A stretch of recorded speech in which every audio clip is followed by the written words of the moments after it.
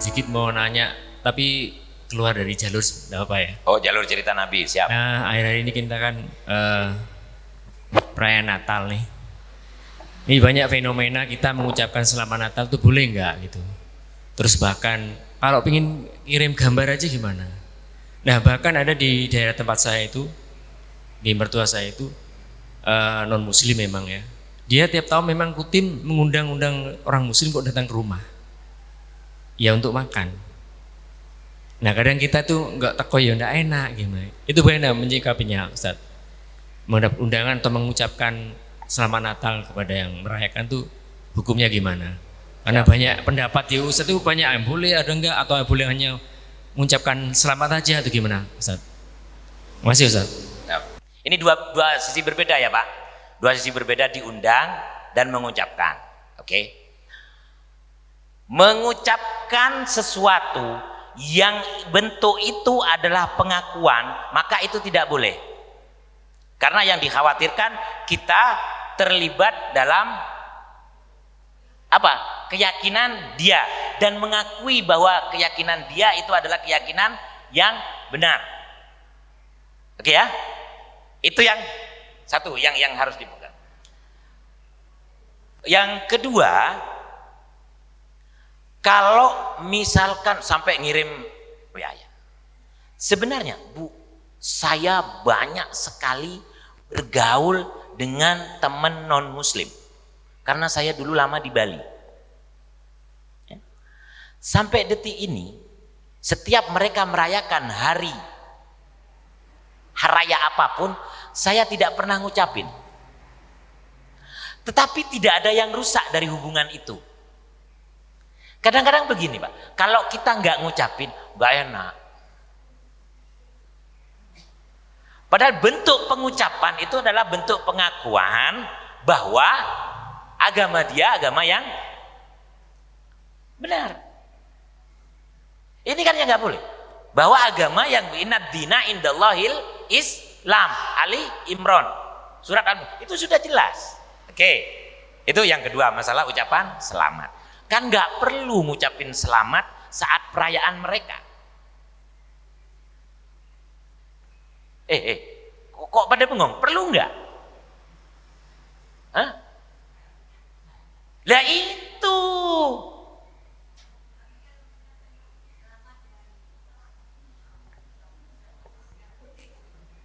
Selamat ya. Gini. Kalau kita merasa bahwa itu bukan sebuah pengakuan, kalaupun nyelempit di awal, kan ada nih ulama yang berpendapat selamat toh, bukan selamat hari bla bla bla bla, ya kan? Selamat toh. Kalau pas dibalik, selamat opo iki? Ya selamat lah, pokoknya selamat wis gitu. Ya. Gini Bu, kita kan penganut Imam Syafi'i. Imam Syafi'i itu orang yang sangat berhati meskipun kita nggak 100% Imam Syafi'i, betul ya? Ya, karena kemarin sudah saya sampaikan, kalau menganut Imam Syafi'i maka istri kita tuh bernikop semua. Karena Imam Syafi'i itu menganjurkan istri kita itu satu. Yang kedua, Imam Syafi'i itu menganggap semua kotoran itu najis. Jadi bapak, ibu kalau makan teri itu dibuang. Halo, Bu bengong. Berarti kita agak 100%. Jadi jangan ngaku-ngaku. Hah? Jadi jangan ngaku. Kadang-kadang kita ngaku-ngaku punya sesuatu tertentu, tapi nggak memahami sebenarnya. Contoh, kita getol Pak memperjuangkan organisasi A, padahal dia nggak paham organisasi A. B pun juga sama. Nggak 100%. Artinya kita ini abal-abal semua. Termasuk diskusi tentang ya yang sudah biasalah. Sekarang kan beragam. Kalau kunut itu identik dengan hijau. Kalau nggak kunut identik dengan biru. Berarti padahal yang ngajarin kunut itu adalah Imam Asy-Syafi'i. Berarti Imam Asy-Syafi'i biru dong. Hijau. Yang nggak kunut itu Imam Abu Hanifah. Kan itu ya. Berarti Imam Abu Hanifah itu duluan mana sih lahir Imam Abu Hanifah sama Imam Syafi'i? Dari organisasi-organisasi ini kan gitu ya. Ya, udah jelas. Kalau jelek di-cut saja. Oke, sudah ya Pak ya, itu satu. Jadi nggak harus berteman, nggak harus kita mengucapkan selamat. Saya sama istri nggak pernah ngucapin hari Valentine, Bu. Selamat hari Valentine ya sayang. Masih mesra sampai sekarang. Ya Bu, Ibu pernah ngucapin hari Valentine? Enggak. Nggak harus diwujudkan dengan, yang perlu itu kan hubungan, silaturahmi. Silaturahmi itu kan memang diajarkan dalam Islam. Satu agama, seakidah, dan tapi yang nggak boleh adalah mengakui. Nah kemudian kalau misalkan mendapatkan undangan, ini kan pertanyaan yang kedua Pak ya. Seta, menjawab undangan hukumnya apa? Hah? Iya, fardu apa ya? Kewajiban yang harus di apapun yang terjadi. Nah, undangan harus dijawab.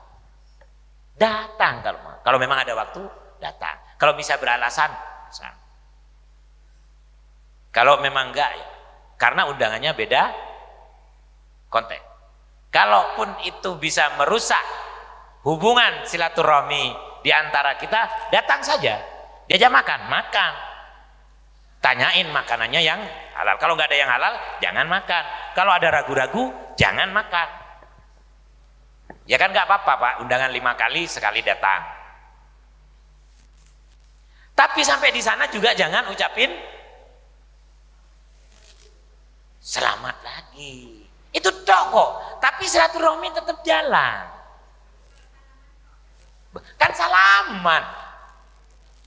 Salaman kan nggak mengucapkan. Gini, Bu, dulu bapak sama ibu itu haram kan berhubungan? Iya. Jadi halal karena apa? Iya, akadnya ngapain? Saya terima nikahnya Ibu Eli, kan gitu kan? Jadi halal kan? Berarti karena ucapan dan karena bukan iya Bu. Jual beli pun juga jadi sah. Kalau dulu kan jual beli ada sunnahnya kan, saya terima, apa? Saya jual, baik saya beli, kan begitu kan ya? Salaman Bu. Jadi maksudnya iya. jabat tangan. Jabat tangan. Ya diem. Tapi karena ya apa sih? Jawaban saya tadi menjawab salaman, bukan tidak. Salaman. Atau mungkin diganti Ustaz, sehat ya gitu aja ya. Soalnya kayak salaman kita menang membisu juga enggak enak Ustaz. Apa? Langsung. Salaman menang ini. Selamat. Masa gini aja. Diganti mungkin ya, salaman. Sehat ya. Entah diganti dengan doa kek misalkan. Ya. Salaman, wah Pak Joko sehat terus ya. Kita kan nggak mengakui, tidak ada ucapan mengakui. Sehat terus Pak Joko, saya doakan panjang umur, murah rezeki, nambah istri. Enggak ya?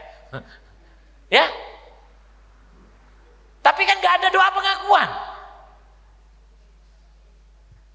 Kita cari-cari jalan tengah. Kita tinggal di Indonesia, bukan tinggal di negara muslim. Ukhuwah apa namanya, sesama muslim dan sesama non muslim itu harus terjaga. Kita kan nggak tahu dengan baiknya Pak Gatot menjalin hubungan silaturahmi dengan non muslim, suatu ketika dia login masuk Islam, kita nggak pernah tahu. Baik sekali ya muslim ya Pak Gatot, ya, terus belajar, masuk Islam. Kita kan nggak pernah tahu. Oke ya? Ada lagi? Sudah ya Pak? Terjawab ya? Jadi kalau misalkan ucapan seminim mungkin dihindari, semaksimal mungkin dihindari, meskipun hanya lewat WA. Pak Bu, kalau Bapak tahu, kalau Bapak perhatikan, saya nggak pernah ngucapin innalillahi rojiun lewat stiker. Sering ada orang meninggal dunia, saya nggak pernah mengucapkan innalillahi, boleh dicatat, boleh direkam. Saya nggak pernah mengucapkan innalillahi wa inna ilaihi rojiun lewat stiker. Boleh berbeda pandangan, tidak ada masalah. Kalaupun berbeda, jangan ajak saya berdebat. Anda jalan, saya jalan. Clear ya? Enak ya? Enak Bu? Kenapa? Ya kun stiker. Kita dengar orang meninggal, kita merenung Pak, beristirja dalam hati, innalillah, sesungguhnya kita ini milik Allah, wa inna, dan sesungguhnya kita ilaihi, kepadanya akan kembali, cepat atau lambat. Merenung, bukan ngirim stiker, bukan ngirim ucapan. Apalagi setelah ngirim stiker, ditelepon orang yang berduka, kenapa suamimu meninggal, terus diteleponi. Hal-hal yang tidak, orang yang berduka makin, kalau ada orang meninggal itu jangan ditelepon, dekat datangi, hibur. Ya, boleh sependapat, boleh enggak. Kalau enggak sependapat, jangan ajak saya bertengkar, karena itu pertengkaran yang tidak penting. Tapi bagi saya mengucapkan innalillahi cukup di lisan, di hati sebagai bentuk perenungan bahwa kita akan mati. Stiker pencet selesai, seolah-olah bahwa itu bentuk perhatian, ya. Dan ucapan itu kan nggak mesti kepada orang yang bersangkutan. Begitu kita ketemu, turut berbela sungkawa, kita doakan. Saya kan pernah menyampaikan ya, bahwa saya juga saya agak jarang mendoakan orang itu di depannya langsung. Ya, karena saya menjaga. Yang saya takutkan, misalkan ibu ngasih sesuatu sama saya, pas Bu terima kasih ya, saya doakan ibu murah rezekinya, panjang umurnya. Nah, saya kan juga harus menjaga hati saya. Jangan-jangan ibu ini merasa bangga didoain oleh saya.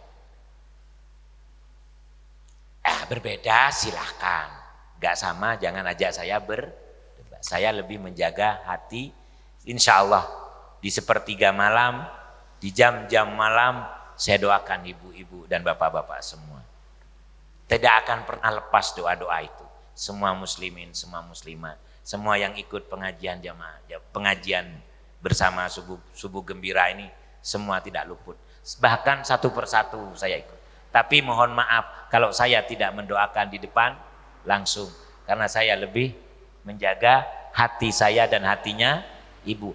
Kalau pas ibu berpikiran begini, ngasih Ustadz Fikri, didoakan Ustadz Fikri, enak, ternyata rezekiku tambah lancar misalkan. Siapa yang syirik? Ibu syirik. Penyebabnya siapa? Ustadz Fikri. Geret-geret saya nanti ibu ya. Sama silahkan, enggak sama juga silahkan. Oke, sudah cukup Pak?